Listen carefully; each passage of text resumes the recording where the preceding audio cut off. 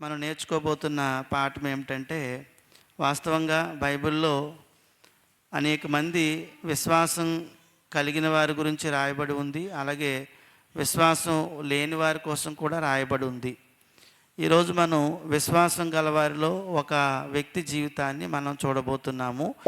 అంటే ఆయన జీవితంలో ఆయన తీసుకున్న నిర్ణయం ఎలాంటిదో, అలాగే దాని నుంచి అసలు అతడు ద్వారా మనకి దేవుడు ఏం తెలియపరచబడుతున్నాడు అన్న సంగతిని మనం ఆలోచన చేద్దాము. కంఠస్థ వచనంగా చదువుకున్న భాగంలో హెబ్రీలకు రాసిన పత్రిక 11వ అధ్యాయము 24 నుంచి 26 వచనాల్లో విశ్వాసమును బట్టి అనే మాటను మనం తీసుకొని ఈరోజు ఈ క్రైస్తవ జీవితం అనేది సంపూర్ణంగా విశ్వాసంతో కూడుకున్నదనే సంగతిని మనం గ్రహించాలి. విశ్వాసం అనే దానికి నిర్వచనంగా మనకి దేవుని గ్రంథంలో హెబ్రీ పత్రిక 11వ అధ్యాయంలోనే ఉంది. విశ్వాసం అంటే ఏమిటో చెప్పాడు. అంటే కంటికి కనిపించే వాటిని కాకుండా కనిపించని వాటిని మనం నమ్మటమే విశ్వాసం అన్నాడు. 11వ అధ్యాయం 1వ వచనంలో ఏమన్నాడంటే, విశ్వాసం అన్నది నిరీక్షింపబడి వాటి యొక్క నిజస్వరూపమును అదృశ్యమైన ఉన్నవనుటకు రుజువునై ఉన్నది, దానిని బట్టియే. అంటే 1వ వచనంలో చెప్పాడు విశ్వాసం అంటే ఏంటో. కాబట్టి క్రైస్తవ జీవితానికి విశ్వాసము చాలా ప్రాముఖ్యమైనది. ఈ సమయంలో మనం ఆలోచన చేస్తున్న విషయం ఏమిటంటే, మనము విశ్వాసం కలిగిన వారుగా ఉండాలని దేవుడు ఈ భూమి మీద మనల్ని ఏర్పాటు చేసుకుంటున్నాడు. విశ్వాసము గల దేవుని కుమారులుగా, విశ్వాసం గల దేవుని కుమారులు.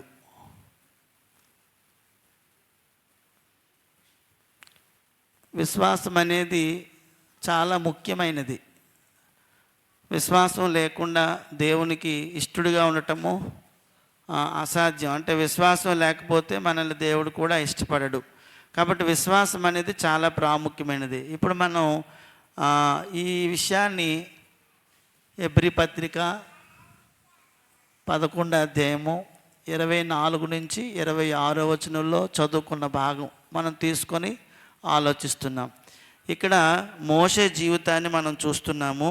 మోషే జీవితంలో అయితే అక్కడిని బట్టి మనం చూసినట్లయితే వాస్తవంగా మనుషులు అక్కడ ఈ లోకంలో ఉండేటప్పుడు ఎక్కువ మంది భౌతికమైన నేత్రాలతో ఇక్కడ ఉన్న సంగతులను చూసి ఏది శ్రేష్టమైంది అనుకుంటారంటే చూస్తుందే శ్రేష్టమైంది అనుకుంటారు. కానీ ఇక్కడ మోషే అలాగ అనుకోలేదు. ఇక్కడ ఒక మాట మనం చూద్దాము.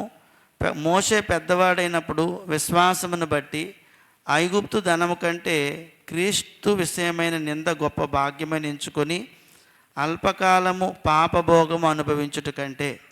అంటే మోషేకి ఈ భూమి మీద ఉండేటప్పుడు అతడికి వచ్చిన అవకాశం ఏమిటంటే, ఐగుప్తు రాజుగా ఆయన్ని చేయాలనుకున్నారు. ఐగుప్తు ధనమంతా ఆయనకి ఇవ్వాలనుకున్నారు. ఐగుప్తులో అతనికి ఆధిక్యత, ఆయనకి గౌరవము, ఆయనకి గుర్తింపు ఇవన్నీ కూడా ఇవ్వాలనుకున్నారు. అలాంటి సమయంలో మోషే తీసుకున్న నిర్ణయం ఏమిటంటే, అల్పకాలము పాపభోగము అనుభవించుట కంటే అన్నాడు. అంటే అతడు ఒక మంచి నిర్ణయాన్ని తీసుకున్నాడు. అది ఏమిటంటే, అల్పకాలము పాపభోగములు అనుభవించుట కంటే దేవుని ప్రజలతో శ్రమ అనుభవించటం మేలు అన్నాడు. కాబట్టి మనుషులు ఎక్కువగా ఈ లోకంలో ఉండేటప్పుడు ఒకవేళ ఈ లోక భోగాల కోసం, లేకపోతే లోకంలో ఉన్న సుఖ సంతోషాల కోసము మనుషులు ఎక్కువగా ఆశపడుతూ కోరుకుంటూ ఉంటారు. అయితే ఇక్కడ కూడా మోషే జీవితానికి వచ్చినప్పుడు ఆయన దాన్ని విడిచిపెట్టినట్లుగా మనం చూస్తున్నాము.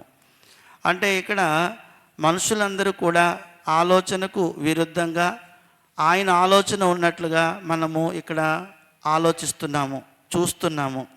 అయితే ఇక్కడ ఆయనకి ధనము, ఆయనకి సంపద కలుగుతూ ఉండేటప్పుడు ఆయన దాన్ని వద్దనుకున్నాడు. ఆయన ఎందుకు ధనము సంపద వద్దనుకోగలిగాడు, అతను వద్దనుకున్నాడు అంటే, అసలు వాస్తవంగా ఈ భూమి మీద ధనము సంపద ఎందుకొరకు అంటే, దాని గురించి మనం ఒక సంగతిని ఆలోచిద్దాం. మొదటిగా అసలు ఈ ధనము సంపద ఎందుకోసమంటే భోగేచ్ఛల కొరకు అన్నాడు. నెంబరు ఏ పాయింట్ ఏంటంటే భోగేచ్ఛల కొరకు. భోగేచ్ఛల కొరకు ధనము సంపద ఉపయోగపడుతుంది. భోగము అంటే ఎంజాయ్మెంట్ అన్నాడు ఇంగ్లీష్లో. కాబట్టి తన భోగాలు ఎంజాయ్మెంట్స్ కోసము మనిషికి ధనము సంపద కావాలి. అప్పుడు విషయం ఏమిటంటే మనం ఆలోచన చేసినట్లయితే మొదటిగా ఒకసారి చూడండి, లోకారాసిన సువార్తలోని 12వ అధ్యాయంలో ఒక మాట ఉంది.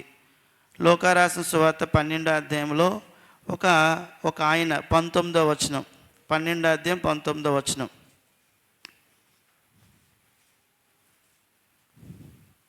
లోకారాసిన సువార్త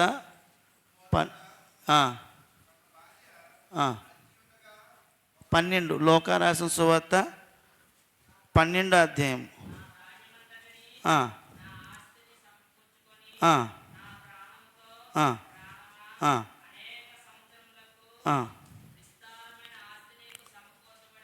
విస్తారమైన ఆస్తి నీకు సమకూర్చబడి ఉన్నది, తినుము త్రాగుము. అంటే ఇక్కడ సుఖించమంటున్నాడు, తినమంటున్నాడు, త్రాగమంటున్నాడు, సంతోషంగా ఉండమంటున్నాడు. అంటే చాలామంది ధనాన్ని లేదా సంపదను ఎందుకోసం కోరుకుంటారంటే విలాసవంతమైన జీవితాన్ని కొరకు కోరుకుంటారు. అంటే విలాసవంతమైన జీవితమును అందరూ కోరుదురు, అందరూ కోరుకుంటారు, అందరూ కోరుదురు. అక్కడ కూడా ఆయన లోకారాసిన సువార్తలోని 12వ అధ్యాయము 19వ వచనంలో కూడా అతను కూడా కోరుకుంటున్నాడు. అతను పంట అంతా బాగా పండింది. అలా పండిన పంట అంతటిని చూసుకొని అతడు తన ప్రాణంతో అంటున్నాడు. ఏమని అంటున్నాడంటే, నా ప్రాణంతో అనేక సంవత్సరాలకు అంటే ఇప్పుడు ఏం సమకూర్చుకున్నాడు ఆయన? ఆస్తిని, అంటే ధనాన్ని సమకూర్చుకున్నాడు, సంపదను సమకూర్చుకున్నాడు.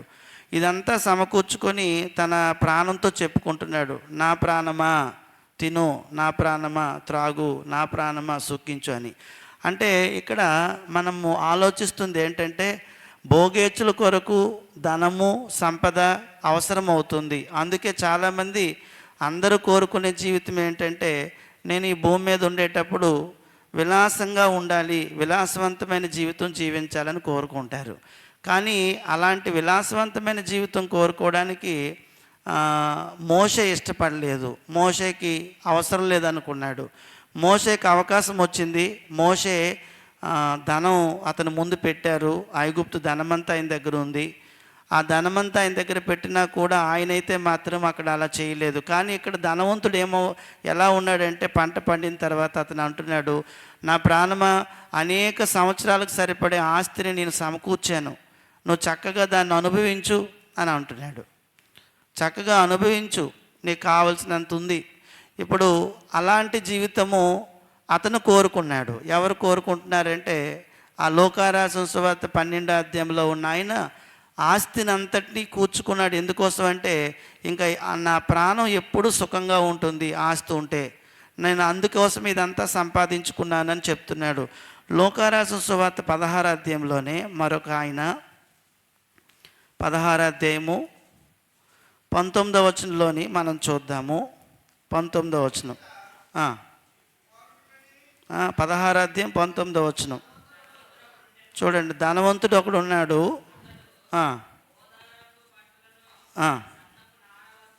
అంటే ఊదారంగ బట్టలు అంటే సన్నపు నార వస్త్రాలు అంటే చాలా కాస్ట్లీ వస్త్రాలు అన్నమాట, ధరించుకున్నాడు.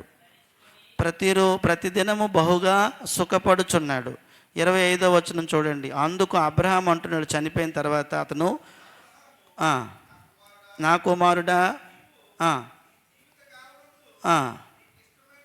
సుఖము అనుభవించితివి. అంటే మనుషులు ఈ భూమి మీద సుఖం అనుభవించడానికి ఏం కావాలి?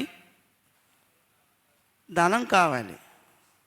సంపద కావాలి. అది అంటే సుఖంగా జీవించడం కోసం, సుఖము, విలాసవంతమైన జీవితం. అది అందరూ ఎందుకు ఇప్పుడు ఈ ధనము సంపద మనుషులు ఎందుకు కూడగడుతున్నారు భూమి మీద అంటే, వాళ్ళకు కోరిక ఏంటంటే అందరిలా కాకుండా నేను బాగా సుఖంగా ఉండాలి, నేను బాగా సంతోషంగా ఉండాలి, అన్ని రకాలైన కోరికలను తీర్చుకోవాలని ఈ ధనాన్ని సంపదను పోగు చేసుకుంటున్నారు. అక్కడ విషయం అది. అందుకే ఇక్కడ ఈ ధనవంతుడు రోజు బాగా మంచి బట్టలు ధరించుకుంటున్నాడు, వస్త్రాలు ధరించుకుంటున్నాడు, సన్నని వస్త్రాలు ధరించుకుంటున్నాడు అనే సంగతిని మనం చూస్తున్నాము.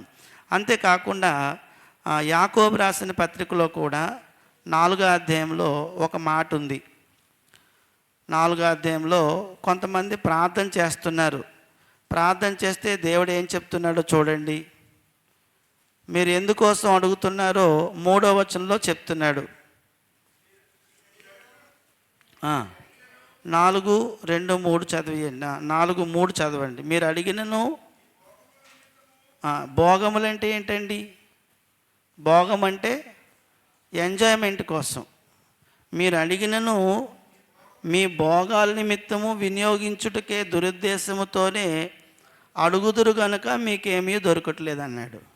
అంటే మనుషులు ఏదైనా ప్రార్థన చేసినప్పుడు కానీ, లేకపోతే ఎక్కువ మంది దేనికోసం అడుగుతారు అంటే భౌతికమైన అవసరాల కొరకే అడుగుతారు. ఎవరైనా ఆత్మ సంబంధమైన అవసరం కొరకు అడగరు, కానీ భౌతికమైన అవసరాల కోసం అడుగుతారు. ఏమడుగుతారంటే అంటే భోగమైన విలాసవంతమైన జీవితాన్ని జీవించడం కోసం ఖచ్చితంగా మనిషికి ఏం కావాలంటే ధనం కావాలి. రెండో విషయం, భోగ విలాసవంతమైన జీవితము జీవించుటకు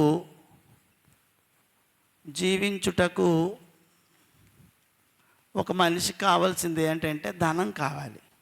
అందుకు అడుగుతున్నారు అన్నాడు. ధనము కావాలి. యాకోబు రాసిన పత్రికలో ఆ మాట ఉంది 4:3లో.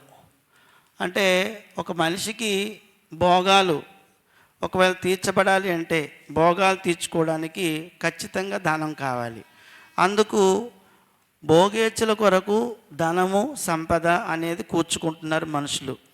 అప్పుడు ఒక మనిషికి ధనం ఉంటే అతని పరిస్థితి ఎలా ఉంటుందంటే, ధనం ఉన్నప్పుడు తాను శరీరమని భావిస్తాడు. ధనం ఉంటే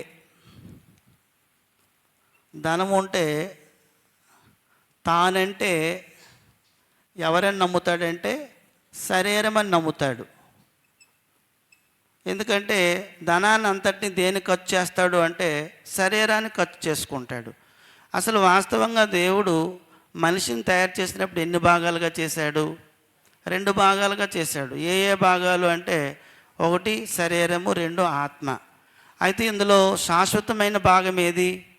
ఆత్మ. కానీ మనిషికి తాను ఎప్పుడైతే ధనం ఉందో తనంటే ఎక్కువగా శరీరం అనే భావిస్తాడు. ధనం ఉంటే శరీరం అని భావిస్తాడు. అంతేకాకుండా ఆ శరీరం అని భావించిన వ్యక్తి ఆ శరీరానికి కావలసిన సౌకర్యాలను, వసతులను నిరంతరం ఏర్పాటు చేసుకుంటాడు. అంటే మనిషి ఎప్పుడైతే తాను ఈ భూమి మీద ఉండేటప్పుడు తానంటే శరీరం అని నమ్మాడో అప్పుడు వెంటనే తన దృష్టి అంతా ఈ శరీరానికి కావలసిన సౌకర్యాలు, ఈ శరీరానికి కావలసిన వసతులను ఏర్పాటు చేసుకుంటాడు. ధనము ఎప్పుడు కూడా అలా చేస్తుంది. ఆ తర్వాత ఈరోజు మనం చూసినట్లయితే ఒకప్పుడు పూరి గుడిసెల్లోనే చిన్న చిన్న పెంకుటింట్లో ఉండేవారు. ఈనాడు చాలామంది మంచి మంచి బంగ్లాలు కట్టుకుంటున్నారు. అంతేకాకుండా కొన్ని చోట్లయితే మామూలుగా చిన్న చిన్న భోజనాల కార్యక్రమాలు జరిగేవి, కానీ ఇప్పుడైతే పెద్ద పెద్ద పార్టీలు పెట్టుకుంటున్నారు. ఆ పార్టీలో పార్టీలో పూర్తిగా వారు తామంటే శరీరం అని మాత్రమే ప్రతి కార్యక్రమాన్ని జరిగిస్తూ ఉంటారు. ఆ పార్టీలో ఏది చేసినా కూడా ప్రతీది కూడా దీని మీదే వాళ్ళ మనసంతా ఉంటుంది. అంటే ధనము ఎప్పుడైతే మనిషి దగ్గర ఉందో తాను ఆ సంపూర్తిగా ధనాన్ని అంతటినీ కూడా పూర్తిగా తాను నమ్మేది ఏంటంటే నేను శరీరాన్ని, నేను ఆత్మను కాదు. అప్పుడు శరీరానికి ఏవేవి కావాలో వాటన్నిటినీ కూడా అన్ని రకాల సౌకర్యాలు అతను సమకూర్చుకుంటూ జీవితాన్ని కొనసాగిస్తూ ఉంటాడు. తర్వాత ఆయన ఇంకొక పని ఏం చేస్తాడంటే, మంచి ఈరోజు బంగ్లాలు చూస్తున్నాం. అది ఒక ఇద్దరు ముగ్గురు లేకపోతే నలుగురు ఉండడానికి ఒక పెద్ద బంగ్లా ఉంటుంది. నలుగురే ఉంటారు ఆ ఇంట్లోని. ఆ ఇంట్లో మొత్తం అన్నీ కూడా పూర్తిగా స్విమ్మింగ్ పూల్ లాంటివి అన్నీ కట్టుకుంటారు. అదంతా పూర్తిగా ఉదయం నుంచి సాయంత్రం వరకు శరీరానికి సంబంధించిన సౌకర్యాలు, వసతులు అందులో ఉంటాయి. అదంతా డబ్బుతోనే వాళ్ళు నిర్మించుకున్నారు. ఇంకోటి ఏంటంటే, ఈ మధ్య కొన్ని చోట్ల పెద్ద నగరాల్లోని పబ్ కల్చర్ వచ్చింది. అంటే స్త్రీలు పురుషులు ఎవరితో ఎవరు వెళ్ళినా పర్వాలేదని అక్కడ డ్యాన్స్లే చేస్తూ ఉన్నారు. బాగా డబ్బు ఉన్న వాళ్ళు, రిచ్ మ్యాన్స్ అందరూ కూడా అక్కడికి పోతూ ఉన్నారు. ఇదంతా ధనం ఉండటం వల్ల. ఆ ధనాన్ని ఎలా ఖర్చు చేయాలి, దేనికోసం అంటే వాళ్ళకున్న కోరికలన్నింటినీ కూడా చక్కగా తీర్చుకొని, వాళ్ళంటే శరీరం అని మాత్రమే శరీరానికి కావాల్సిన సౌకర్యాలు, శరీరానికి కావాల్సిన వసతులు, శరీరం ఏదైతే కోరుకుంటుందో ఆ కోరికలన్నీ కూడా వాళ్ళు ఈ భూమి మీద ఉండి తామంటే శరీరం అని నమ్మి భూమి మీద జీవితాన్ని కొనసాగిస్తూ ఉంటారు. అది ధనం ఉంటే. మనం ఏం ఆలోచిస్తున్నాం చూడండి, మనుషులు ఈ ధనాన్ని, ఈ సంపదను దేనికోసం వాడుతున్నారు అది ఆలోచిస్తున్నాం. అది అంటే మనిషి జీవితంలో డబ్బు సంపాదించడం అనేది, ఒకవేళ ధనం సంపాదించడం అనేది లేదా సంపద అనేది సంపాదించడం అనేది దేని కొరకు అంటే కేవలము సౌకర్యాల కోసం, క్షేమంగా ఉండటం కోసం, వాటి కోసమే డబ్బు అంతా కూడాను. దీంతో పరలోకానికి ఏం వెళ్ళం, స్వర్గానికి ఏం వెళ్ళం. కావున మనము ఆలోచిస్తున్న సంగతి చూడండి. మూడో సంగతిగా మనం చూసినట్లయితే, ధనం లేకపోతే చాలామంది మనల్ని ఏమంటారంటే దరిద్రులు అంటారు. 4వ పాయింట్, ధనం లేకపోయిన వారినే ఏమంటారు? ధనము లేకపోతే అలాంటి వారినే దరిద్రులు అంటారు. వాస్తవంగా నేను ఒక విషయం చెప్తాను. మరి లాజర్ని దేవుడు ఎక్కడ తీసుకెళ్ళాడు? దేవుడి దృష్టిలో మాత్రం దరిద్రులు కాదు వాళ్ళు. లోకం ఏమనుకుంటుందంటే డబ్బున్న వాడిని గుర్తిస్తుంది, డబ్బున్నవాడికి ఆధిక్యతనిస్తుంది, డబ్బున్నవాడికి అన్ని రకాలైన ఏర్పాట్లు చేస్తూ ఉంటుంది. లోకంలో డబ్బు లేని వాడిని దరిద్రుడు అంటారు. బాగా చదువుకున్నాడు, ఒకవేళ కమరపాకలు ఉన్నాడు అనుకో, ఆని దరిద్రుడు అంటది. ఎవరినైనా దరిద్రుడు అంటది. మంచి గుణాలు ఉన్నాయి కానీ డబ్బు లేదు, ఆడు దరిద్రుడు అంటది. ఆడు త్రాగుబోతోడైనా, ఎక్కడ తిరిగినా, ఏం చెడ్డ పనులు చేసినా 10 ఉంగరాలు పెట్టుకొని తిరుగుతున్నాడు అనుకోండి, అందరూ నమస్కారం చేస్తారు ఆయనకి. ఆడు చెడ్డ క్యారెక్టర్ కలిగి ఉన్నా కూడా, వాడు దౌర్జన్యం చేసినా, బలాత్కారం చేసినా, వాడి దగ్గర డబ్బు ఉంటే మాత్రం వాడిని గుర్తిస్తుంది, గౌరవిస్తుంది, అతనికి ఆధిక్యతనిస్తుంది లోకం. అది లోక సంస్కృతి.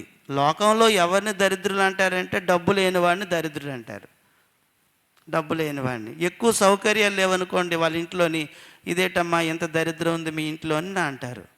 కావున మనుషులందరూ కూడా ఏమనుకుంటారంటే బాగా డబ్బు సంపాదించాలి, ధనం సంపాదించాలి అనుకుంటారు.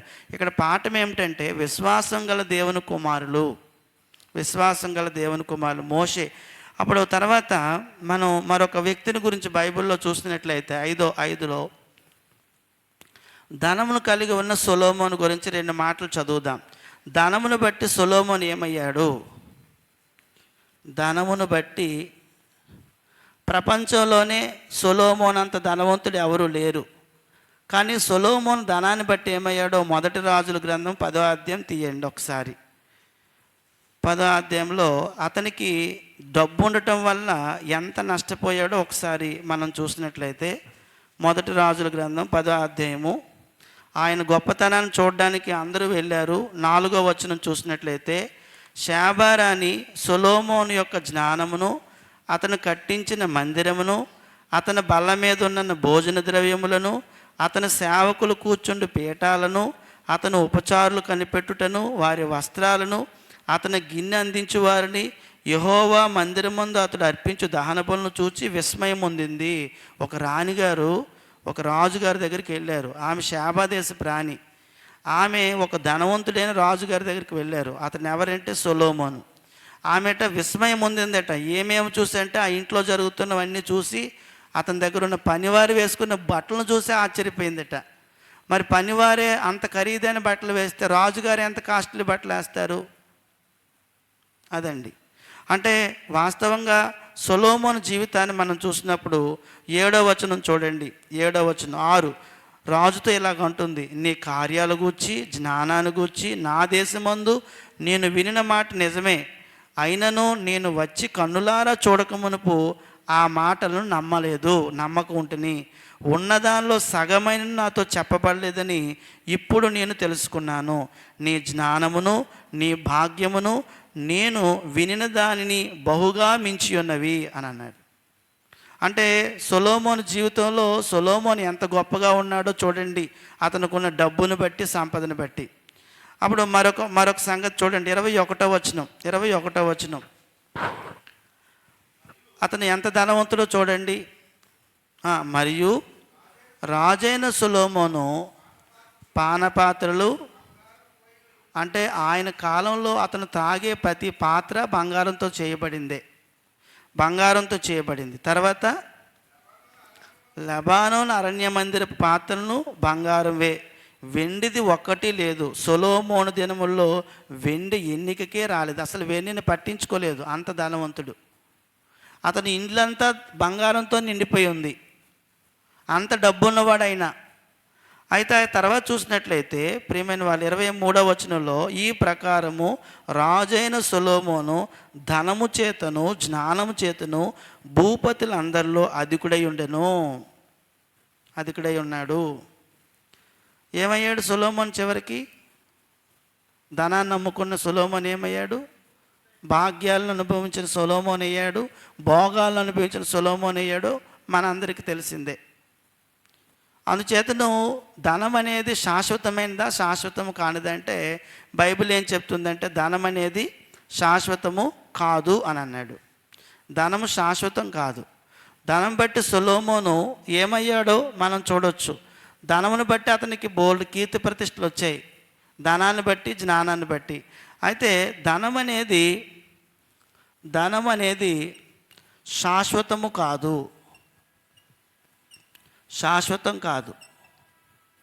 ధనము శాశ్వతం కాదు, అది మనందరం గ్రహించాలి. ధనము శాశ్వతం కాదనే సంగతి యాకోబు రాసిన పత్రికలోని, పేతురు రాసిన పత్రికలో మనం చూడొచ్చు. యాకోబు రాసిన పత్రిక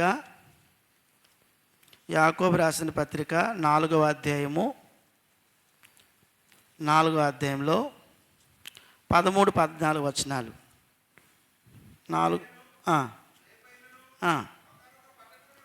వెళ్ళి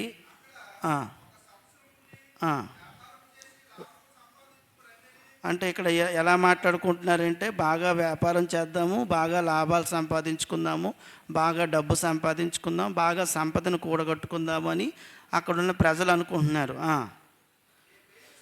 రేపేం సంభవించినో మీకు తెలియదు, మీ జీవం యాపాటిది, ఇంతలో కనబడి కొంతసేపు కనబడి అంతలో మాయమైపోయే ఆవిరి వంటిది మీ జీవితం అన్నాడు. అది విషయం. కాబట్టి ధనవంతులైనా ఒకరోజు ఏమవుతారంటే చనిపోతూ ఉన్నారు. సంపద గలవారు కూడా ఏమవుతున్నారంటే చనిపోతున్నారు. అదే మాట పేతురు రాసిన మొదటి పత్రిక పక్క పేజీలో ఉంది, 24వ వచనంలో ఏమన్నాడు? సర్వశరీరులు గడ్డిని పోలిన వారి అందమంతి గడ్డి పువ్వు వలె ఉన్నది, గడ్డి ఎండును దాని పువ్వును రాలును, అయితే ప్రభు వాక్యము ఎల్లప్పుడూ నిలుచును. కాబట్టి ధనం కన్నా గొప్పది ఏమిటి అంటే ధనం శాశ్వతం కాదు. యాకోబు 4:13-14 ఆ మాట చెప్పాడు, ఆ విషయం చెప్పాడు. అంటే ధనం అనేది శాశ్వతం కాదనే సంగతి మనం గమనించాలి. మనం ఇక్కడ చెప్తున్న విషయాలు ఏంటంటే, మొదటి పాయింట్లో భోగేచ్ఛల కొరకు ధనము సంపద అనేది వాడుతాము అనే సంగతి దేవుని గ్రంథంలో ఉన్న వచనాలను బట్టి చూసాము. ఇక్కడ లోకారాసిన సువార్తలో ధనవంతుడు ఆస్తంతా కూర్చుకొని అతడు విలాసంగా గడపాలని అనుకుంటున్నాడు. అలాగే 16వ అధ్యాయంలో కూడా అతని గురించి ఏం చెప్పబడుతుందంటే, బహుధనవంతుడైనా అతను కేవలం ఆ డబ్బంతా దేనికోసం వాడుతున్నాడంటే తన సుఖాల కోసం వాడుకుంటున్నాడు. అందుకు విలాసవంతమైన జీవితాన్ని కోరుకుంటారనే సంగతిని చెప్పుకున్నాం. రెండోది, విలాసవంతమైన జీవితం జీవించడానికే డబ్బును అందరూ అడుగుతారు. అందుకే అక్కడ ఏమన్నాడంటే, మీరు భోగేచ్ఛల నిమిత్తం అడుగుతున్నారు, అందుకే మీకేమీ దొరకటం లేదని చెప్పాడు. ధనం ఉంటే ఖచ్చితంగా తానంటే శరీరమని నమ్ముతాడు. శరీరం యొక్క సౌకర్యాలు, వసతులు ఏర్పాటు చేసుకుంటాడు. అవన్నీ ఆ తర్వాత బంగ్లాలు, తర్వాత అన్నీ కూడా అన్ని రకాలైన వసతులను ఏర్పాటు చేసుకుంటాడు. ధనం లేకపోతే అటువంటి వారిని దరిద్రులని ఈ లోకం అంటుంది. అప్పుడు ధనాన్ని బట్టి సొలొమోను చాలా వైభవాన్ని గడించాడు. అయితే చివరికి నష్టపోయాడు. బైబిల్ ఏం చెప్తుందంటే, ధనం శాశ్వతం కాదు అని చెప్తుంది. ధనం శాశ్వతం కాదు. అప్పుడు మనం విశ్వాసం గల దేవుని కుమారులు ఆ భావంతో బ్రతుకుతారు. ఏ భావంతో బ్రతుకుతారో మనం ఇప్పుడు చూడబోతున్నాం. అందుకే అతను మోషే అనుకుంటున్నాడు. ఏమనుకుంటున్నాడంటే, నేను మోషేకి అవకాశం వచ్చింది, ఇంత గొప్ప ధనాన్ని, ఇంత గొప్ప సంపదను మోషేకి ఇవ్వజూచారు. మోషే ఇలాంటి జీవితాన్ని అతను కోరుకోలేదు. మోషే ఏమనుకున్నాడంటే, ఒక మాట అన్నాడు అక్కడ. దేవన్నాడు చూడండి 13:11లోని ఇలా అంటున్నాడు. 24-26లో ఒక మాట ఉంది చూడండి. ఏమన్నాడంటే, 26 చివరిలోని ఏమన్నాడు, ప్రతిఫలముగా కలుగుబోవు బహుమానమునందు దృష్టి ఉంచెను. దేని యందు దృష్టి ఉంచాడు ఆయన అంటే, పొందబోవు బహుమానము గొప్పది, దాని మీద దృష్టి పెట్టాడు. బి పాయింట్, ప్రతిఫలముగా పొందబోవు బహుమానం. బహుమానము చాలా విలువైంది. యొక్క వాల్యూ చాలా గొప్పది. అంటే మనం ఎవరైనా విశ్వాసం గలవారికి దేవుడు ఒక బహుమానాన్ని ఇవ్వబోతున్నాడు పరలోకంలో. ఆ బహుమానం చాలా గొప్పది. అంటే ఇక్కడ మోషే నిలబడ్డాడు.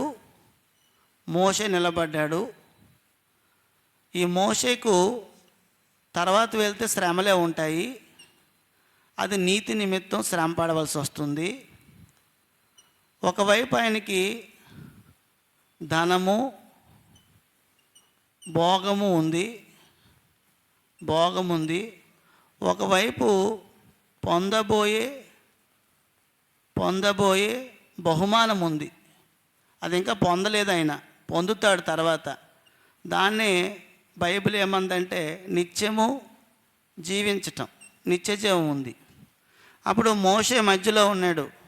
మోషే ఇటు వస్తే అన్ని సుఖాలు సంతోషాలే భూమి మీద, ఇటు వెళ్తే మంచి బహుమానం పొందుతాడు.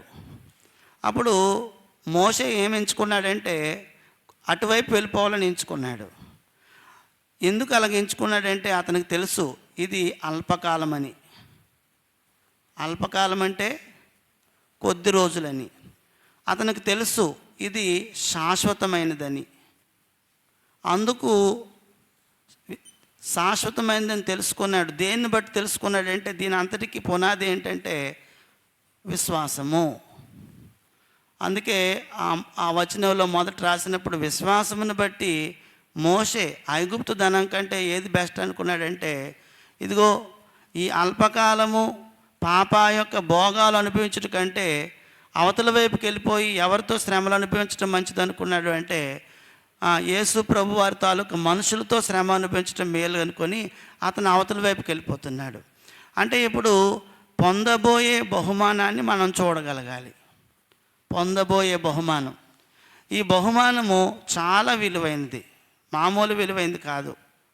ఇప్పుడు ఉదాహరణకి ఈ భూమి మీద అన్నిటికన్నా విలువైన మెడల్ ఏంటంటే ఒలింపిక్ మెడల్.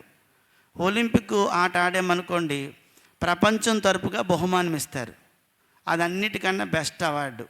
అంతేకాకుండా మనం నోబుల్ బహుమానం అని ఒకటి ఉంది, అది ప్రపంచంలోనే ఒక గొప్ప బహుమానం. అంటే అలాంటి బహుమానాల కన్నా విలువైనదిగా మనం భావించగలిగితే అప్పుడు మనం ఈ భూమి మీద విశ్వాసంతో జీవించగలుగుతాము. అంటే విశ్వాసాన్ని బట్టి అంటే ఒకవైపు ఇది ఉంది, ఏది ఉందంటే ఇది ఉంది. ఒకవైపు పొందబోయే బహుమానం ఉంది, ఇంకా పొందలేదు.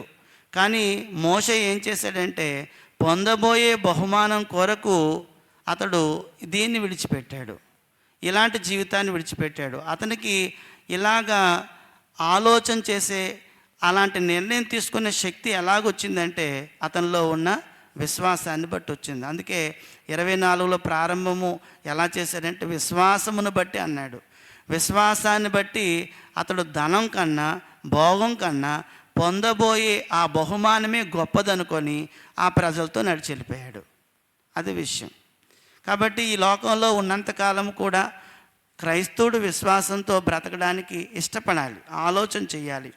అయితే ఇక్కడ మనం చూసినట్లయితే ఈ బహుమానం విలువ తెలుసుకోలేని వారు కొంతమంది ఉన్నారు భూమి మీద. ఈ బహుమానము విలువ తెలియదు కొంతమందికి. బహుమానం విలువ తెలుసుకోలేని వారు ఉన్నారు. ఎవరు వారు? ఎవరు తెలుసుకోలేని వారు? తెలుసుకోలేని వారు ఉన్నారు. కొరింథీయులు రాసిన 2వ పత్రికలోని 2వ అధ్యాయము 9వ వచనం చదవండి. ఈ లోకంలో మొదటి కొరింథీ పత్రిక 2వ అధ్యాయము 9వ వచనం చూడండి. అమ్మా, ఇందును గూర్చి దేవుడు తన్ను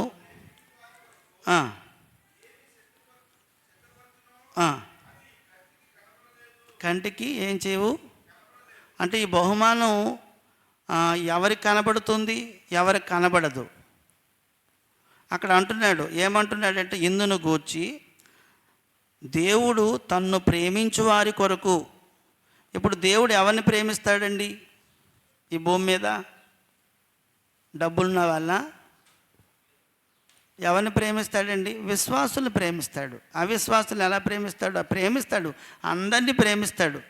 అంటే కొద్దిగా ఎక్కువగా ప్రేమించేది ఎవరంటే ఎవరైతే అతని పిల్లలుగా ఉన్నారో వారి. ఇప్పుడైనా మన పిల్లల్ని మనం ఎంత ఎక్కువగా ప్రేమిస్తాము ఇతరుల పిల్లల కన్నాను. అలాగే ఈ భూమి మీద 2 తండ్రులు ఉన్నారు. ఒక ఆయన ఈ లోక సంబంధమైన అధిపతి, అతని పేరేం పేరు? సాతాను ఉన్నాడు. అతను ఒక తండ్రి, దేవుడు ఒక తండ్రిగా ఉన్నాడు. అయితే మనము ఆ సాతాను దగ్గర నుంచి దేవుడి దగ్గరికి ఎప్పుడైతే వస్తామో అప్పుడు దేవుడు తప్పకుండా మనల్ని ఇంకా ఎక్కువ ప్రేమిస్తాడు. అప్పుడు అంటున్నాడు, దేవుడు తన్ను ప్రేమించు వారి కొరకు. అంటే ఎవరమైతే నేను దేవుడిని ఉన్నాడు, అతన్ని నమ్ముతున్నానో నిజంగానో, అలా ప్రేమించే వారు అందరికీ కూడా అతను ఏం చేస్తున్నాడట చెప్తున్నాడు. చూడండి, ఏవి సిద్ధపరిచనో మనం అదే చూస్తున్నాం. ఆ బహుమానాన్ని సిద్ధం చేస్తున్నాడు. ఇప్పుడు ఏదైనా ఒక మెడల్ ఉందనుకోండి, అది మన కంటికి కనబడుతుంది. కానీ ఇది కంటికి కనిపించే మెడల్ కాదు. కాబట్టి ఈ బహుమానము సిద్ధం చేస్తున్నాడు. అవి కంటికి కనబడలేదు, చెవికి వినబడలేదు, మనుష్య హృదయమునకు గోచరము కాలేదని వ్రాయబడి ఉన్నది. కానీ ఇక్కడ మరి కంటికి కనబడిన బహుమానం కోసం మోషే మరి ఎలా చూడగలుగుతున్నాడు ఆ బహుమానాన్ని అంటే ఇగో విశ్వాసాన్ని బట్టి. అంటే విశ్వాసం ఉంది కాబట్టి కంటికి కనిపించే ఈ ధనం, ఈ సంపద కన్నా మరి గొప్ప బహుమానము దేవుడు నా కోసం సిద్ధం చేస్తున్నాడని చూడగలిగాడు. ఎందుకు చూడగలిగాడు, ఎలా చూడగలిగాడంటే అతడిలో ఉన్న విశ్వాసాన్ని బట్టి ఏం చేయగలిగాడంటే చూడగలిగాడు. అంటే ఈ భూమి మీద 2 రకాల ప్రజలు ఉన్నారు, విశ్వాసులు ఉన్నారు, అవిశ్వాసులు ఉన్నారు. ఇది ఎవరికి కనబడుతుంది ఈ బహుమానం అంటే కేవలము విశ్వాస కనబడుతుంది, అవిశ్వాస కనబడదు. అవిశ్వాస చూడలేడు, అవిశ్వాస వినలేడు, అవిశ్వాస హృదయంలో ఆలోచన చేయలేడు. కాబట్టి మోషే విశ్వాసి కాబట్టి ఏం చేయగలిగాడంటే నేను కొద్ది కాలం ఈ భూమి మీద ఉంటాను, నాకు ఇచ్చే ఈ ధనము, ఈ సంపద ఎంతకాలం నేను అనుభవిస్తాను ఈ సుఖభోగాలను, ఈ సంతోషాలు, ఈ విలాసాలను కొంతకాలమే కదా, అసలు దేవుడిచ్చే స్వాస్థ్యం పొందుకుంటే అది చాలా గొప్పది అనుకొని విశ్వాసాన్ని బట్టి ఆ మంచి నిర్ణయం తీసుకొని ఈ జీవితాన్ని విడిచిపెట్టగలిగాడు. అది విషయం. కాబట్టి మనం ఎప్పుడైతే దేవుణ్ణి ప్రేమించడం మొదలు పెడుతూ ఉన్నామో, దేవుడు ప్రేమించే ప్రతి వ్యక్తికి దేవుడు ఒక బహుమానాన్ని సిద్ధం చేస్తూ ఉన్నాడు. అది బహుమానాన్ని సిద్ధం చేస్తున్నాడు. ఆ బహుమానాన్ని ఈ కంటితో చూడలేము, కానీ మరో కళ్ళు ఉన్నాయి. అవేంటంటే బైబిల్ చెప్తుంది మనోనేత్రాలు అన్నాడు. ఎవరు మనోనేత్రాలు అయితే తెరవబడతాయో వారు మాత్రం చూడగలుగుతారు ఆ బహుమానాన్ని. ఆ మనోనేత్రాలు వెలిగింపబడిన వారికి ఆ పరలోకం అనేది కనబడుతుంది. అతను ఇవ్వబోయే ఆ స్వాస్థ్యం అనేది కనబడుతుంది. అతన్ని చూడగలుగుతాడు. అందుచేత ఆ మనోనేత్రాలు మోషేకి వెలిగించబడ్డాయి. కాబట్టి మనోనేత్రాలు వెలిగించబడిన మోషే విశ్వాసాన్ని బట్టి పొందబోయే బహుమానము ఇక్కడున్న ఐగుప్తు డబ్బు కంటే, ఐగుప్తులో ఉన్న గౌరవం కంటే, ఐగుప్తులో ఉన్న ఆధిక్యత కంటే అదే గొప్పదనుకొని దేవుని ప్రజల వెనకాల వెళ్ళిపోయాడు. అది విశ్వాసాన్ని బట్టి వెళ్ళిపోవడం అంటే. కావున మనుషులు ఎక్కడ గొప్పతనాన్ని కోరుకుంటారంటే, భూమి మీద నాకు చాలా గుర్తింపు రావాలని కోరుకుంటాను. మోషే కూడా ఒకవేళ ఉండినా కూడా విశ్వాసం ఏం చేసిందంటే, ఇక్కడ గుర్తింపు కాదు నీకు కావాల్సింది, నీకు రాబోయే ఆ మహిమ నీకు గొప్పదని అతడు ఇదంతా విడిచిపెట్టి, ఈ ఐగుప్తు ధనమంతా విడిచిపెట్టి, ఈ సంపద అంతా విడిచిపెట్టి, ఈ భోగాలన్నీ విడిచిపెట్టి, ఈ యొక్క గుర్తింపునంతా విడిచిపెట్టి, ఈ సౌకర్యాలన్నింటిని విడిచిపెట్టి అటువైపు వెళ్ళిపోయాడు ఆయన. ఎందుకంటే విశ్వాసాన్ని బట్టి. కాబట్టి భూమి మీద 2 రకాల ప్రజలు ఉన్నారు. ఒకటి విశ్వాసులు, 2 అవిశ్వాసులు. విశ్వాసి అంటే అతని మనోనేత్రం ఏమవుతుంది? ఖచ్చితంగా వెలిగింపబడుతుంది. ఒకసారి మనం చూసినట్లయితే ప్రియమైన వాళ్ళారా, 2 కొరింథీ పత్రిక 4వ అధ్యాయము 4వ వచనం చూడండి. ఇక్కడ ఒక దేవత ఉంది. అతడేట యుగ సంబంధమైన దేవత అన్నాడు. చూడండి, యుగ సంబంధమైన దేవత.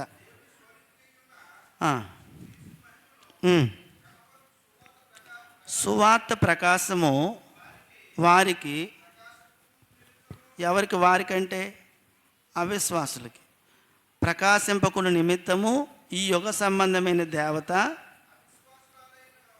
అవిశ్వాసులైన వారికి. ఇప్పుడు చెప్పండి, ఎవరున్నారనమాట? అవిశ్వాసులైన వారి మనోనేత్రాల్ని ఎవరు గురుడితనం కలుగజేస్తున్నారు? ఈ బహుమానము విలువ తెలుసుకోలేని వారు ఎవరు? తెలుసుకోలేని వారు ఎవరంటే అవిశ్వాసులు. తెలుసుకోలేరు. అప్పుడు అవిశ్వాసులు ఎందుకు తెలుసుకోలేకపోతున్నారంటే, వారి యొక్క మనోనేత్రాలు ఏమయ్యాయంటే, వారి అవిశ్వాసుల మనోనేత్రాలకు గురుడితనం కలుగు చేస్తున్నాడు. గురుడితనము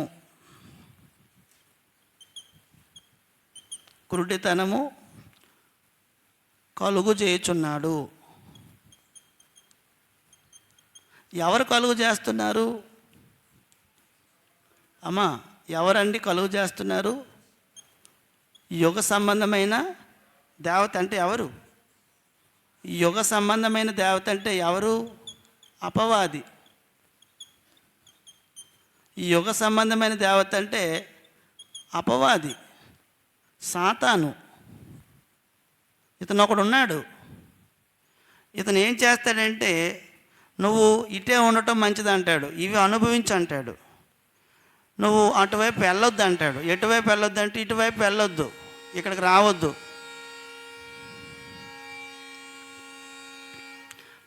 ఒకవేళ ఎవరైనా అనొచ్చు, పరలోకం ఉందని మీకు ఎవరైనా చెప్పారనుకోండి, చూపించండి అని అనొచ్చు ఎవరైనా. కానీ మనం చూపించలేము. కానీ పరలోకం శాశ్వతమైనది, ఈ లోకము తాత్కాలికమైనది. కానీ మనుషులు ఏమంటారంటే, మాకు చూడలేని ఆ లోకం గురించి ఎందుకు, ఇప్పుడు మాకు కావాల్సింది చూస్తున్నాము, దీన్ని అనుభవించి తీరాలని మనుషులు అనుకుంటున్నారు. అలాగా ఆ మనిషికి అలాంటి గుడ్డితనంతో బ్రతికేటట్లుగా చేస్తున్న ఒక ఆయన ఉన్నాడు. ఎవరైనా అపవాది ఉన్నాడు, దేవత. ఈ లోకమంతా కూడా ఇటువైపే ఉన్నారు, ఈ విషయంలోనే మునిగిపోయి ఉన్నారు. ఇలా మునిగిపోవడానికి గల కారణం ఏంటంటే, అప్పుడే కాదు, మోషే ఉన్న కాలంలో కూడా అలాంటి వారు ఉన్నారు. కానీ మోషే మాత్రం విశ్వాసాన్ని బట్టి ఏం చేశాడంటే, గుడ్డివాడుగా లేకుండా ఆ మనోనేత్రాలు వెలిగించబడి ఆ పైనున్న లోకాన్ని చూడగలుగుతున్నాడు, పైనున్న బహుమానాన్ని చూడగలుగుతున్నాడు. అప్పుడు ఈ గుడ్డితనం పోవాలి అంటే మనిషికి, ఈ బహుమానాన్ని చూడాలంటే మనిషి ఖచ్చితంగా వెలిగించబడాలి. ఎవరు వెలిగిస్తారు ఈ భూమి మీద ఒక మనిషిని? యోహాను సువార్త 1:9 ఆ మాట ఉంది చూడండి. యోహాను సువార్త 1:9 ఏమన్నాడు? 1:9 చదవండి. నిజమైన వెలుగంటే నిజమైన వెలుగు ఉంది. అది ఎక్కడికి వచ్చింది అంటే, లోకంలోకి రావడం అంటే ఎవరి దగ్గరకు వచ్చినట్టుగా? ఎవరైతే గుడ్డివారుగా ఉన్నారో, ఎవరైతే గుడ్డితనంతో బ్రతుకుతున్నారో అలాంటి వారు అందరి దగ్గరికి వచ్చి ప్రతి మనిషిని వెలిగించుతుంది. అంటే ఎవరైతే యేసు ప్రభు దగ్గరికి వచ్చి నిలబడతారో, యేసు ప్రభుని విశ్వసిస్తారో వాళ్ళకి ఈ కన్నులు కాదు. ఇది మామూలుగా ఐ హాస్పిటల్కి వెళ్తే ఈ కన్నులో ఏదైనా ప్రాబ్లం ఉంటే సాల్వ్ చేస్తారు. కానీ ఇక్కడున్న ఐస్ ఓపెన్ అవ్వాలంటే ఆయన యేసు ప్రభు దగ్గరికి రావాలి. అది విషయం. అంటే నా కన్నులు ఓపెన్ అవ్వాలంటే, ఈ మనోనేత్రాలు అనేవి వెలిగించబడాలి అంటే, ఆ వెలుగుతో నేను ఆ పరలోకాన్ని చూడాలి అంటే, లేకపోతే అదృశ్యమైన చూడాలంటే ఇవి ఓపెన్ అవ్వాలి. ఇవి ఓపెన్ చేసేవాడు కేవలం యేసుప్రభు వారు మాత్రమే. అందుకు యేసుప్రభు వారు అందరికీ అవసరం. ఒకవేళ యేసుప్రభు వారు లేరనుకోండి, నీ జీవితంలో నువ్వు టార్గెట్ ఏం పెట్టుకుంటావంటే, మొత్తం అంతా భూమి మీదే పెట్టేసుకుంటావు. పెట్టుబడి అంతా కూడా నీ జీవితం అంతా ఇక్కడే అయిపోతుంది, తరిగిపోతుంది. ఒకవేళ యేసుప్రభు నిన్ను వెలిగించాడు అనుకోండి, మోషేలాగా అవతలకి వెళ్తావు విశ్వాసాన్ని బట్టి, అంతే. లేకపోతే లైఫ్ అంతా ఇక్కడే, అంటే ఎంజాయ్మెంట్సే. లైఫ్ అంతా సుఖంగా జీవించేయాలి, సౌకర్యవంతంగా జీవించాలి, భోగాలతో జీవించాలని మాత్రమే అనుకుంటాం. నువ్వు అలాగే జీవిస్తేనే మంచిదని నీ ఫ్రెండ్స్ చెప్తారు, నీ బంధువులు చెప్తారు, నీ ఇరుగు పొరుగు వారు చెప్తారు. అసలు అందరూ అలాగే జీవిస్తారు. ఆనాటి కాలంలో మోషే కూడా అలాంటి అవకాశం వచ్చినప్పుడు కూడా మోషే కూడా దాన్ని తన్నుకుంటూ ఎక్కడికి వెళ్ళిపోయాడంటే, నేను ఇశ్రాయేలు ప్రజలు, దేవుని ప్రజలతోనే ఉంటాను, దేవుడితోనే ఉంటానని ఆయన వెళ్ళిపోయాడు. ఆయన 80 సంవత్సరాలు శ్రమలు పడ్డాడు. 1 సంవత్సరం 2 సంవత్సరాలు కాదు. చాలామందికి ఎలా ఉంటుందంటే, ఇక్కడ ఉన్నాం కదా, ధనము విలాసవంతమైన జీవితమే మంచిది అనుకుంటాం. ఇంత గొప్ప అవకాశం అతనికి వచ్చింది. అసలు మనమైతే సంపాదించుకోవడానికి కోసం ఒకవేళ ఆలోచిస్తున్నామేమో భూమి మీద, కానీ డైరెక్ట్గా భూమి మీద ఉండేటప్పుడు మోషే దగ్గర బంగారము, బోళ్ళంత ఆధిపత్యము, అధికారం అన్నీ పెట్టేసి తీసుకో మోషే అని అన్నారు. కానీ మోషే ఈ కన్నులు వెలిగింపబడ్డాయి కాబట్టి మోషే ఈ బంగారాన్ని చూడలేదు, ఈ అధికారాన్ని చూడలేదు, ఈ ఐగుప్తుని చూడకుండా రేపు పొందబోతున్న ఆ బహుమానం చూసి నాకు ఇదంతా వద్దనుకొని ఐగుప్తుని విడిచిపెట్టి వెళ్ళిపోయాడు. అది విషయం. అందుచేత చాలామంది ఏమనుకుంటారంటే, ధనము అన్నిటికీ అవసరం తీర్చుతుంది, మనకు అవసరమైన వరకు ఉండొచ్చు, కానీ స్వాస్థ్యం మాత్రం దాంతో రాదు. కాబట్టి స్వాస్థ్యం మనం చూడాలంటే వెలిగించబడాలి. అందుకే యేసు ప్రభు వారు ఎంతమంది మనుషుల దగ్గరికి వచ్చాడు? అయినా ఎంతమందిని వెలిగిస్తున్నాడు? అక్కడ రాశాడు, ప్రతి మనుషుణ్ణి ఆయన వెలిగిస్తాడు. వెలిగించడం అంటే నువ్వు పరలోకాన్ని చూసేటట్లుగా చేస్తాడు, నువ్వు పరలోక సంబంధమైన వాటి మీద మనసు పెట్టేటట్టుగా చేస్తాడు. భూ సంబంధమైన వాటి మీద కాకుండా ఆ పైనున్న వాటి మీద మనస్సు పెట్టడానికి, నిన్ను సిద్ధం చేయటానికి, నువ్వు చూడటానికి మొట్టమొదటికి నీకు ఆపరేషన్ చేసేవాడు ఎవరంటే యేసు ప్రభు వారు. అతను కానీ నీ జీవితంలోకి రాకపోతే, నా జీవితంలోకి రాకపోతే, నేను ఖచ్చితంగా పైనున్న వాటిని మరి చూడలేను. భూమి మీద ఉన్న వాటి మీద నా మనస్సు అంతా ఉంటుంది, సర్దేసుకుంటాను మొత్తం ఇదంతా కూడాను. ఇక్కడ గొప్ప ఖ్యాతి, గొప్ప ప్రతిష్టలు, గొప్ప పేరు, గొప్ప స్థానాలు సంపాదించుకొని చనిపోతాం. చనిపోయిన తర్వాత మాత్రం వచ్చే జీవితంలో, ఆ చనిపోయిన తర్వాత జీవితంలో మాత్రం చాలా ఇబ్బంది అనేది ఉంటుంది. అదే విషయం. కాబట్టి పొందబోయే బహుమానం యొక్క విలువ మనందరికీ తెలియాలి. అది మనం అర్థం చేసుకోవాలి. అందుకే అది మనం స్టార్ట్ అవ్వాలి అంటే ఖచ్చితంగా మనం యేసును వెంబడించాలి, యేసును తెలుసుకోవాలి, యేసు దగ్గరికి రావాలి. యేసు దగ్గరికి రాకపోతే లోకమే గొప్పది అనుకుంటాము, లోకమే శాశ్వతం అనుకుంటాము, లోక భోగ భాగ్యాలే ఎప్పుడూ ఉంటాయి అనుకుంటాం. అందుకే ఆ వ్యాపారస్తులు అనుకుంటున్నారు, రండి మనం వెళ్ళిపోయి సంపాదించుకుందాము, సంపాదించుకొని వచ్చి సంతోషంగా ఉందామని అనుకుంటే రేపు ఏం సంభవించినో మీకు తెలియదు అన్నాడు. అందరూ ఆలోచన చేయాలని ప్రేమతో కోరుతున్నాము. ఆ స్వాస్థ్యం ఎలాంటిదో పేతురు రాసిన మొదటి పత్రిక 1వ అధ్యాయంలో చెప్పాడు. 1వ అధ్యాయంలో చెప్పిన మాటను చూడండి. పేతురు రాసిన మొదటి పత్రిక స్వాస్థ్యం ఎలాంటిది? 1వ అధ్యాయము 3-5 వచనాల్లో.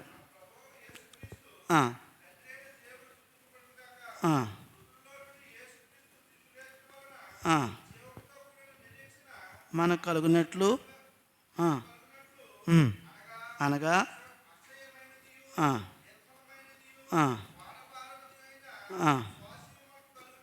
స్వాస్థ్యము మనకేముంది కలుగునట్లు అన్నాడు. అంటే మనకి ఎలాంటి స్వాస్థ్యాన్ని ఇవ్వబోతున్నాడు? ఆ స్వాస్థ్యం ఎలాంటిది అంటే యేసు ప్రభుతో వెలిగించబడిన ప్రతి ఒక్కరూ పొందబోయే స్వాస్థ్యం ఎలాంటిదంటే, స్వాస్థ్యము, సంపద, ఆస్తి ఎలాంటిదంటే అక్షయమైనది, 2 నిర్మలమైనది, 3 వాడబారనిది. అది వాడబారదు. ఇక్కడ ఏ వస్తువైనా, ఏ మెడలైనా, ఒకవేళ మనం ఒక పేపర్ మీద కలెక్టర్ గారు ప్రింట్ చేసి మనకు ఒక బహుమానం ఇచ్చారు. ఇప్పుడు పద్మశ్రీ కానీ, భారతరత్న కానీ ఇలాంటి అవార్డులు ఇచ్చినప్పుడు ఒక చిన్నది చాట్ లాంటిది ఇలాగ చుట్టేసి మనకి ఇస్తారు. అదైనా కూడా కొద్ది రోజులు పోయిన తర్వాత బీరువాలు పెడతాం కొద్ది రోజులు పోయిన తర్వాత అదైనా పాడైపోతుంది. ఈ భూమి మీద ఎన్ని అవార్డులైనా పాడైపోతాయి. కానీ దేవుడిచ్చే అవార్డు ఎలాంటిదంటే, ఇచ్చిన స్వాస్థ్యం ఎలాంటిదంటే, ఆస్తి ఎలాంటిదంటే అది అంటే నశించిపోదు, అది నిర్మలమైనదంటే పవిత్రమైనది, అది వాడబారనిదంటే ఎల్లప్పుడూ ఒకేలా ఉంటుంది. అలాంటి స్వాస్థ్యాన్ని, అలాంటి బహుమానాన్ని దేవుడు ఇవ్వబోతున్నాడు. దాన్నే ఏమన్నాడంటే పరలోకం అన్నాడు, దాన్నే నిత్యజీవం అన్నాడు. కాబట్టి ఆ నిత్యజీవము మనమందరం పొందుకోవటానికి, ఆ బహుమానం పొందుకోవడానికి ఖచ్చితంగా మన మనోనేత్రాలు ఏమవ్వాలి? వెలిగించబడాలి.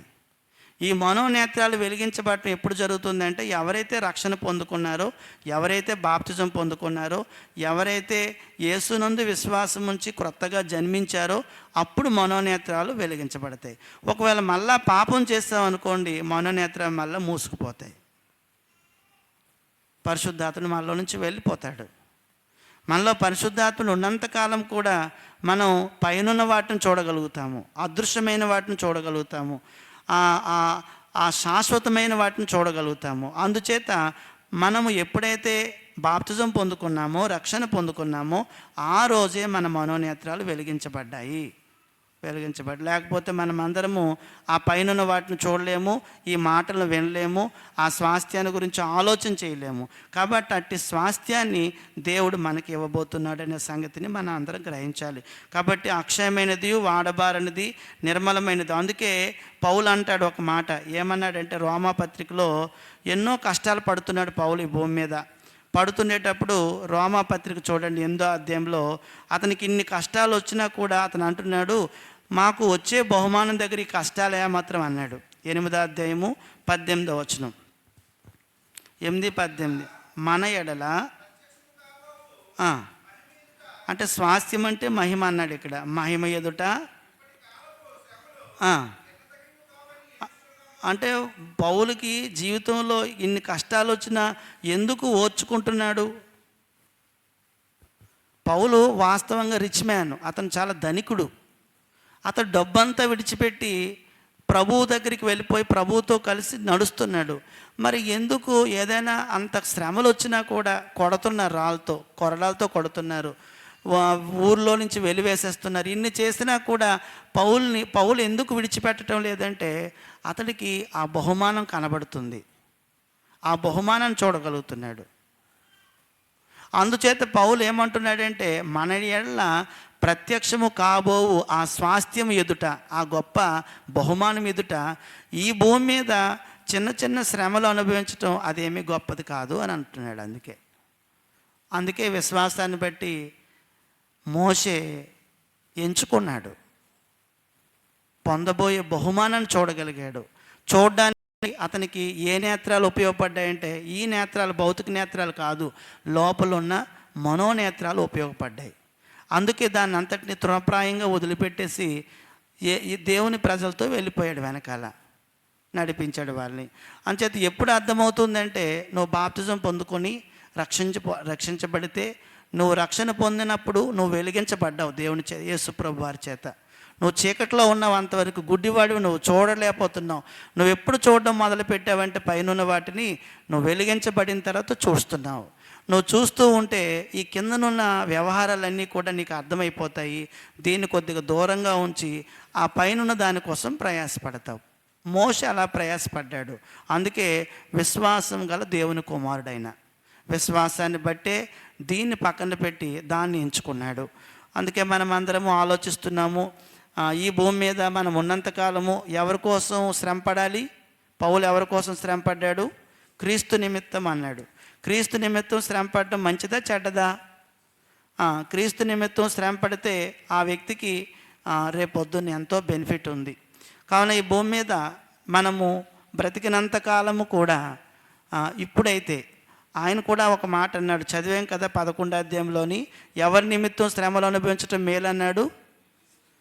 క్రీస్తు యొక్క ప్రజల నిమిత్తం, దేవుని ప్రజల నిమిత్తం, యేసు ప్రభు నిమిత్తం శ్రమ అనుభవించడం మేలు అన్నాడు. కాబట్టి పొందబోయే బహుమానం యొక్క విలువ అతనికి తెలుసు. కాబట్టి యేసు ప్రభు నిమిత్తం శ్రమ అనుభవిస్తే ఏమీ కాదు, మంచిదే అని అతను చెప్పేశాడు.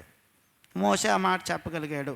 అయితే ఇక్కడ విషయం ఏమిటంటే రోమాపత్రికలోని 5వ అధ్యాయము 3వ పాయింట్ చూద్దాం. అయితే ఇప్పుడు ఒక విశ్వాసి ఈ భూమి మీద ఉండేటప్పుడు ఆయన నిమిత్తము, క్రీస్తు నిమిత్తము ఏం చేయాలంటే శ్రమ అనుభవించుట మేలు. మోషే చెప్పిన మాట, అనుభవించుట మేలు. 5వ అధ్యాయము రోమపత్రిక, రోమా 5:3 వచనం నుంచి.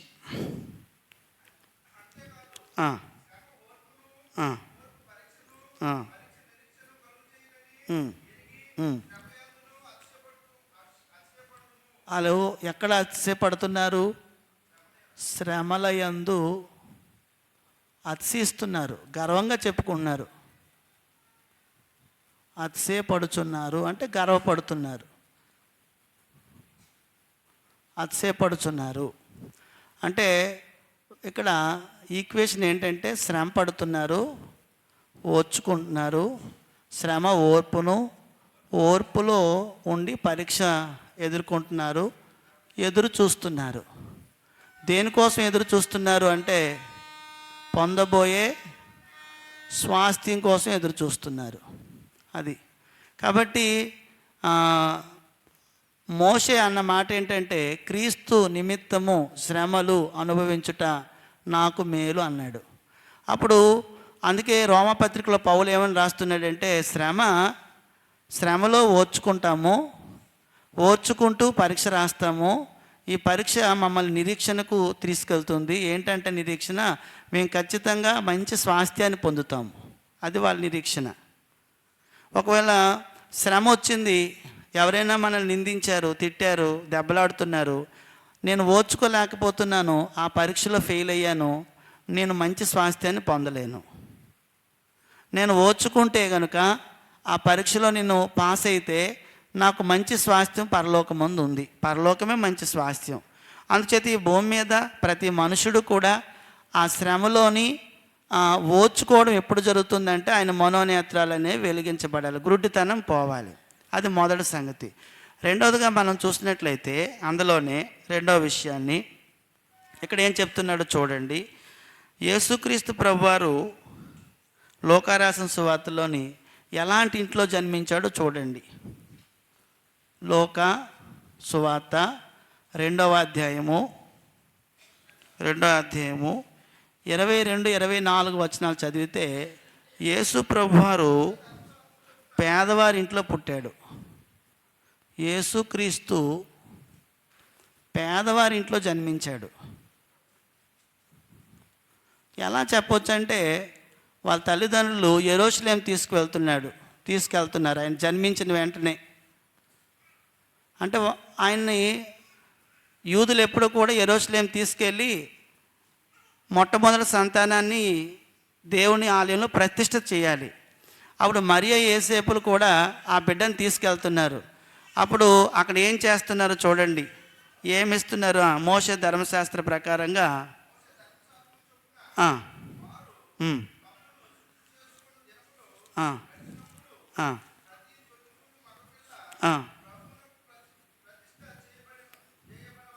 చేయబడాలి.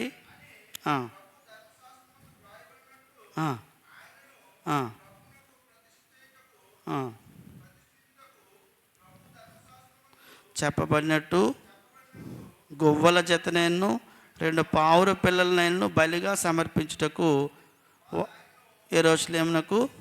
ఇక్కడ ఏం తీసుకెళ్తున్నారు వాళ్ళు? గువ్వల జత, లేదంటే గువ్వల జత, లేదంటే పావురపు. అంటే పావురపు పిల్లలు కొనుక్కున్నారంటే అసలు వాస్తవంగా మగపిల్లాడు పుట్టాడు అంటే వారు ఏం చేయాలంటే ఒక మంచి కోడిదోడను కానీ, లేకపోతే ఏదైనా ఎద్దును కానీ, ఏదైనా గొర్రెను కానీ, మేకను కానీ తీసుకుని వెళ్ళి మంచి గొర్రెలను తీసుకెళ్ళి బలి ఇవ్వాలి, లేకపోతే ఇవ్వాలి అక్కడ. కానీ వాళ్ళు పేదవాళ్ళు కాబట్టి ఏం చేస్తున్నారంటే అవి ఇచ్చుకోలేని స్తోమతలో ఉన్నారు కాబట్టి వాళ్ళు గువ్వల జతను లేదా పావుర పిల్లలను తీసుకెళ్తున్నారు. అంటే యేసు ప్రభు వారు ఎలాంటి ఇంట్లో జన్మించారు?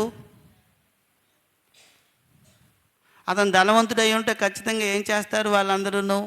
మంచిగా చక్కగా అక్కడే మంచి గొర్రెను కొనేసి అక్కడ ఇచ్చేవారు. కానీ అంత స్తోమత మరియకు యేసేపుకు లేదు. ఇక్కడ ఎందుకు యేసుప్రభు గారిని చూస్తున్నామంటే యేసుప్రభు వారు పేదింట్లో జన్మించి శ్రమలు అనుభవించి చాలా ఇబ్బందులు పడి ఇప్పుడు ఎక్కడున్నాడైనా దేవుని కుడి పార్శ్వాన కూర్చున్నాడు.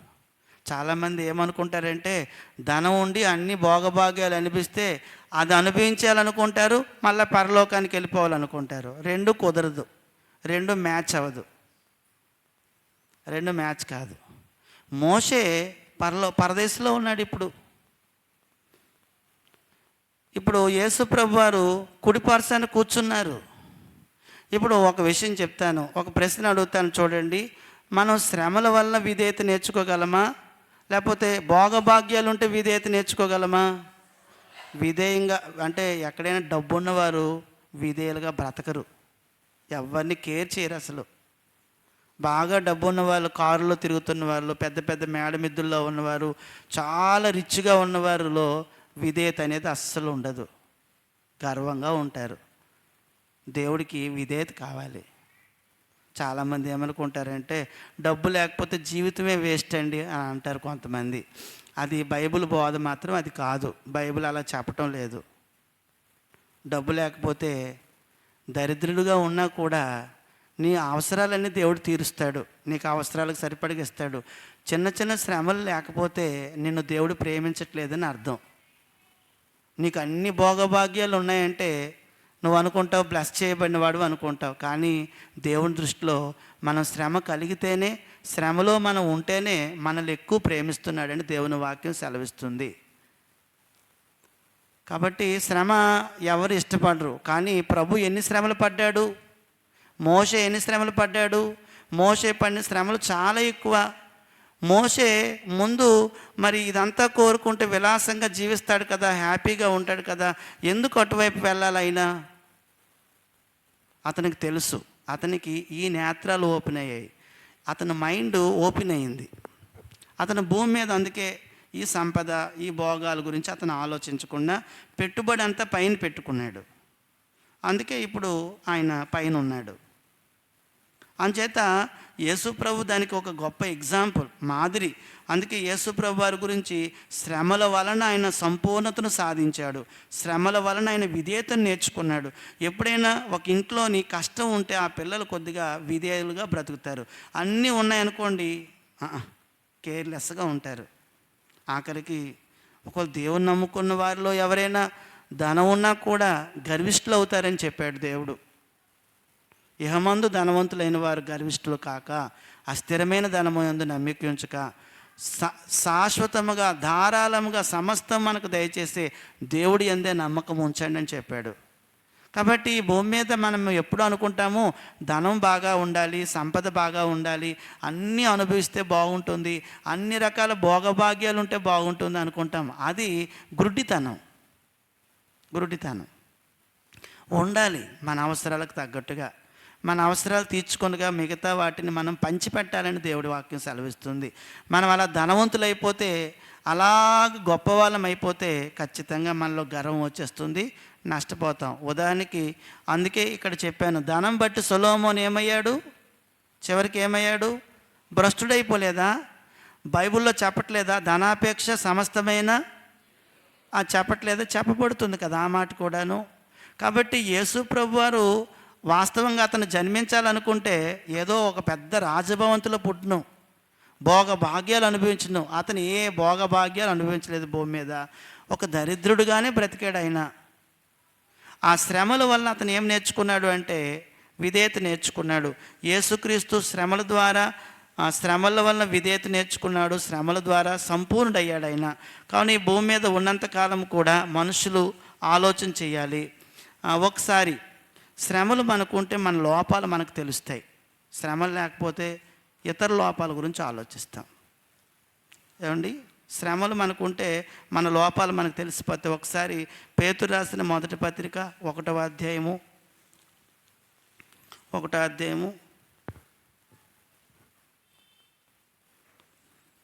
6వ వచనం, ఇందువలన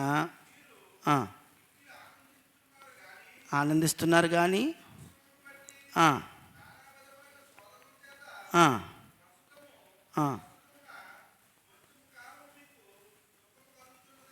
మీకు కొంచెం కాలం దుఃఖం, ఎక్కువ కాలం రేపొద్దున ఆనందం. శిష్యులకి లేదా విశ్వాసులకి కొంచెం కాలం ఏముందని లేఖనాలు చెప్తున్నాయంటే ఖచ్చితంగా శ్రమలు ఉన్నాయి. మనకు శ్రమల్లో ఏం కలుగుతుందంటే మనలో ఉన్న మలినాలు పోతాయి. ఆ కిందన అన్నాడు కదా, నశించిపోయే సువర్ణము అగ్ని పరీక్ష వల్ల శుద్ధపరచబడుచున్నది కదా, దానికంటే అమూల్యమైన మీ విశ్వాసము ఈ శోధన చేత పరీక్షకు నిలిచినదై యేసుక్రీస్తు ప్రత్యక్షమైనప్పుడు మీకు మెప్పు, మహిమ, ఘనత కలుగుటకు కారణమవుతుంది. కావున మనకు ఒకరోజు మెప్పు రావాలన్నా, మహిమ రావాలన్నా, ఘనత రావాలన్నా ఆ శ్రమలో మనం నలగొట్టబట్టాలి. అది దేవుడు ఎవరిని ఎక్కువ ప్రేమిస్తున్నాడో వారికి ఎక్కువ శ్రమలు ఉంటాయండి. అది విషయం. ఎవరిని ఎక్కువ ప్రేమిస్తున్నాడో వారికి ఎక్కువ శ్రమలు ఉంటాయి. అది దేవుని గ్రంథం చెప్తుంది. దానికి మంచి ఉదాహరణ ఇగో మన ఇద్దరు వ్యక్తులను చూడవచ్చు. ఇక్కడ ఒక ఆయన ఉన్నాడు. ఎవరున్నారు? మోషే ఉన్నాడు. అవతల ఒక ఆయన ఉండి యేసు ప్రభు వారు. భూమి మీద మోషే ఎన్ని శ్రమలు పడ్డాడో చూడండి. భూమి మీద యేసు ప్రభు వారు ఉండేటప్పుడు ఆయన ఎన్ని శ్రమలు పడ్డాడో చూడండి. అంటే ఎంత ఎక్కువ నువ్వు శ్రమలు పొందుతున్నావా, నీకు దేవుని యొక్క ఆశీర్వాదము, నీకు దేవుని యొక్క ప్రేమ ఎక్కువ ఉంది, నీ పట్ల దేవుడు ఎక్కువ ప్రేమ చూపుతున్నాడు. అది విషయం. కాబట్టి దేవుని ప్రేమను శ్రమలు వెల్లడి చేస్తాయి. ఎక్కువ శ్రమలు వస్తే ఎక్కువ దేవుడు నన్ను ప్రేమిస్తున్నాడు అని అర్థం చేసుకుందాం. అలాగా మోషేను ప్రేమించాడు దేవుడు. మోషే మేలు పొందుకున్నాడు. చివరిగా ఒక మాట చదువుకొని మనం ముగించుకుందాము.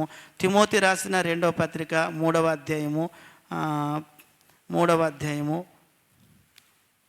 వచనం చివరి మాట.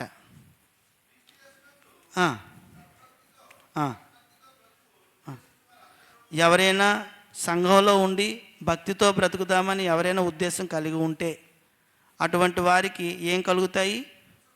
హింస ఎక్కడ పొందుతారు? భూమి మీదైనా పొందుతారు. అదే అంటున్నాడు, ఎవరైనా ఒకవేళ సద్భక్తి, మంచి భక్తితో ఈ భూమి మీద ఎవరైనా బ్రతకాలనుకుంటే నిజంగా దేవుడు అంటే ఇష్టంగా బ్రతకాలనుకుంటే అలా బ్రతికే వారికి అందరికీ కూడా ఏమున్నాయని చెప్తున్నాడంటే హింస పొందుతారు అని చెప్తున్నాడు. హింస పొందుదురు అంటే శ్రమ పొందుతారు. అంటే శ్రమ ఎవరికంటే భక్తితో బ్రతికిన వారికి. నిర్లక్ష్యంగా బ్రతికిన వారికి శ్రమ ఏమి రాదు. భక్తితో బ్రతకడం ప్రారంభిస్తే శ్రమ కలుగుతుంది.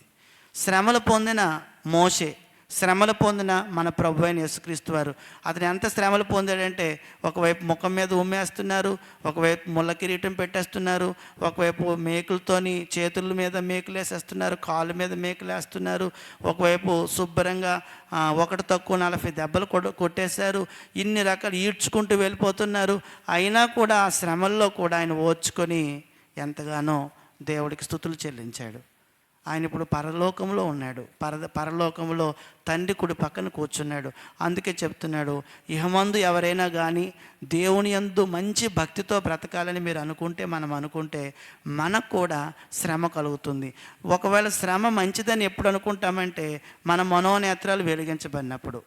మన మనోనేత్రాలు మూసుకొని పోతే, ఒకవేళ గుడ్డితనంతో ఉంటే మనం ఏమనుకుంటామంటే ఇది మంచిది అనుకుంటాం. ఏదంటే సుఖము, సంతోషము, భోగము, భాగ్యము, లేకపోతే విలాసవంతమైన జీవితం. ఇలాంటి జీవితం బెస్ట్ అనుకుంటాము.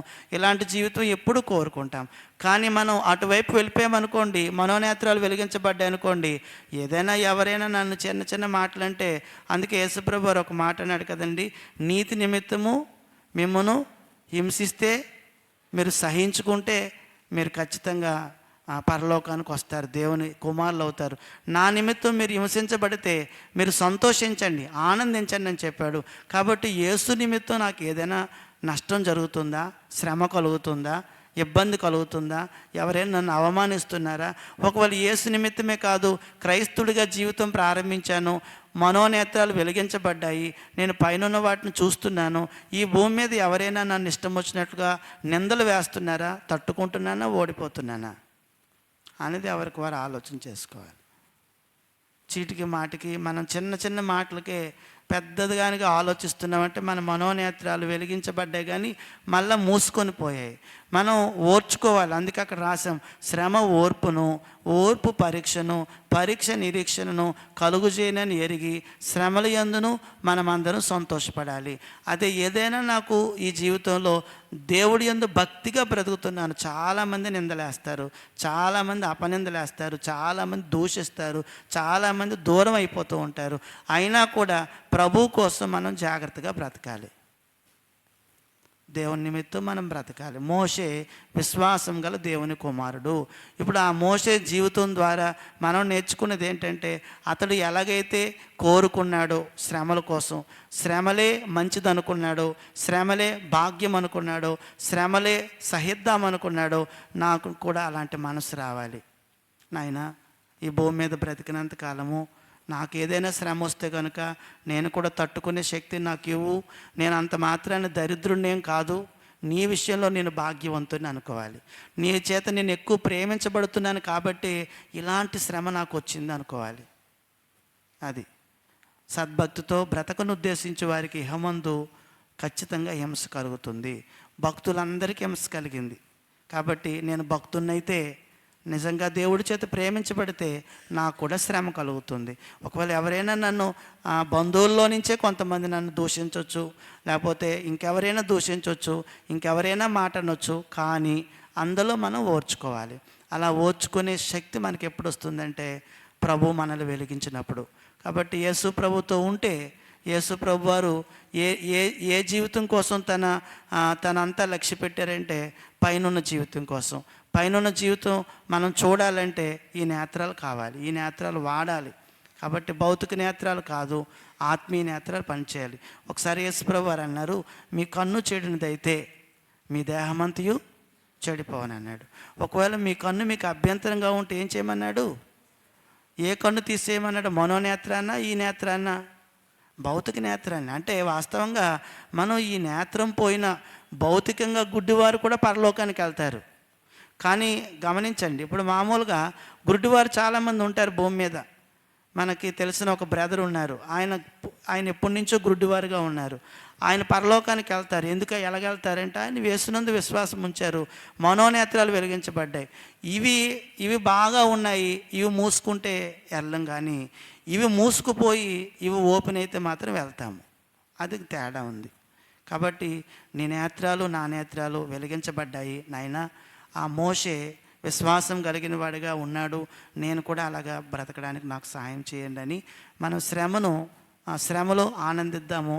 పొందబోయే బహుమానము ఒలింపిక్ పతాకం కన్నా గొప్పది, నోబెల్ ప్రైజ్ కన్నా గొప్పది. అది మనకి ఎప్పుడు తెలుస్తుందంటే అర్థమైనప్పుడు తెలుస్తుంది. అలాగా అందరూ అర్థం చేసుకోవాలని కోరుతూ ఇంతవరకు ఓపికగా శ్రద్ధగా విన్న మీ అందరికీ కూడా ప్రభుపేట వందనాలు తెలియజేసుకుంటూ ముగిస్తున్నాను.